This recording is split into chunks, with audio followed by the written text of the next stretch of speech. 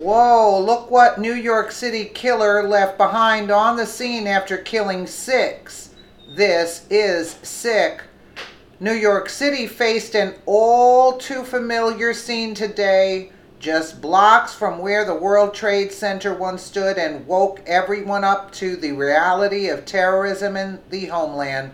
Just hours ago, a driver mowed down bikers on an otherwise average sunny Tuesday afternoon, and the media is already scrambling to hide who he was and what his intentions were just hours ago. However, there's no ignoring what he left behind in the street, and it's really bad.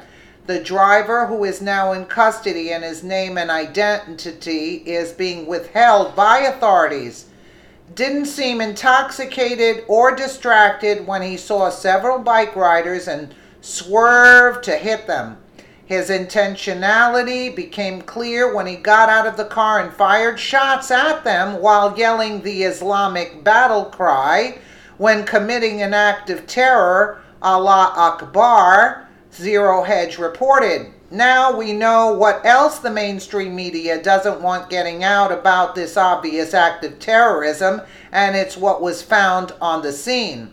According to Zero Hedge, in an attack that bears some of the hallmarks of terror attacks that have unfolded in the UK, Spain, and France, a truck veered into the West Side Highway bike lane Tuesday afternoon and mowed down cyclists and pedestrians, leaving as many as 6 dead and up to 15 injured near Chambers Street and West Street. The as yet identified suspect has reportedly been taken into custody after being shot by police, according to the New York Times. Police said the suspect may have shouted Allahu Akbar before the attack, according to several witnesses. NBC is reporting that shots were fired at the scene, but it's unclear if those shots were fired by police responding to the incident or the attacker. The vehicle also collided with a school bus carrying students from Stuyvesant High School.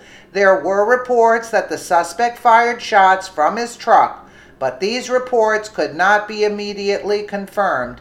Police say they are not looking for additional suspects. Several nearby buildings, including Stuyvesant High, were placed under lockdown. The FBI's New York field office is also responding. The attack occurred at 3:15 p.m. Eastern Time. NBC is reporting that the driver fired a paintball gun and a BB gun before driving the truck into pedestrians. NBC has confirmed that the incident was a deliberate attack. One witness told the New York Post the suspects got out of the vehicle and was armed with 2 guns. CBS is reporting that police are treating the incident as a terror attack. What happened was there was a car crash. He came out of one of the cars. He had 2 guns, a 14-year-old Stuyvesant High School student said. He thought it was a Halloween thing. He started running around the highway. There was another guy in a green shirt that was chasing him around. I heard 4 to 6 gunshots. Everybody started running, she added. This wasn't a car accident. It was a lone wolf attack after following recent orders from the Islamic State. The driver followed a specific plan of attack that the terrorist organization encouraged, specifically using a U-Haul truck, which was his first weapon in this act of terrorism, as was found in the street feet from the dead bodies. The Daily Mail previously reported of this mode of operation, which we have now seen come to fruition today. ISIS is encouraging lone jihadists to use trucks as weapons to target large-scale events like Macy's Thanksgiving Day Parade in New York. The instructions, which give insight on how to inflict the greatest destruction, are included in the latest edition of the Islamic State's new English language magazine, Rumiyah. The terror group said an average truck would not arouse suspicion and could inflict more damage than a regular military fighter. What does that mean? In other words, where would he get his hands on another kind of vehicle, a military vehicle? The method of such an attack is that the vehicle is plunged at a high speed into a large congregation of non-believers and leaving behind a trail of carnage, the article said.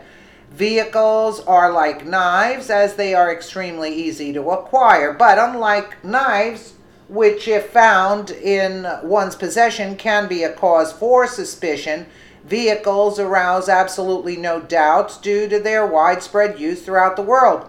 Though being an essential part of modern life, very few actually comprehend the deadly and destructive capability of the motor vehicle. Now what are they trying to say? We shouldn't have cars now?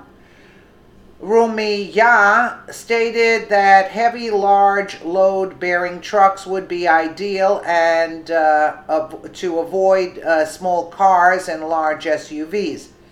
That what's truly terrifying is that this is probably the first of more like attacks expected in the coming weeks. Why are we expecting more attacks? I don't get that. With specific regards to the next holiday, Thanksgiving. The instructions from ISIS make specific mention of this. The article included a photo of a Macy's Thanksgiving Day parade in New York with the caption, "An excellent target." I thought that was a picture. As well as listing political rallies, outdoor markets, and festivals, the Daily Mail added. It was targeted towards lone wolf attackers and advised the jihadists to determine the best way to let people know the attack was being carried out by the Islamic State. It's time to call this what it is, another act of terrorism on our soil. Luckily, we have a different commander-in-chief in office now who will act swiftly in response to this and without apology. All right, but what is this Rumiyah thing? English language magazine, Rumiyah. So, in other words, they have an English language magazine called Rumiyah that they didn't shut down if they found these types of articles in there. I mean, what is that? That doesn't make any sense.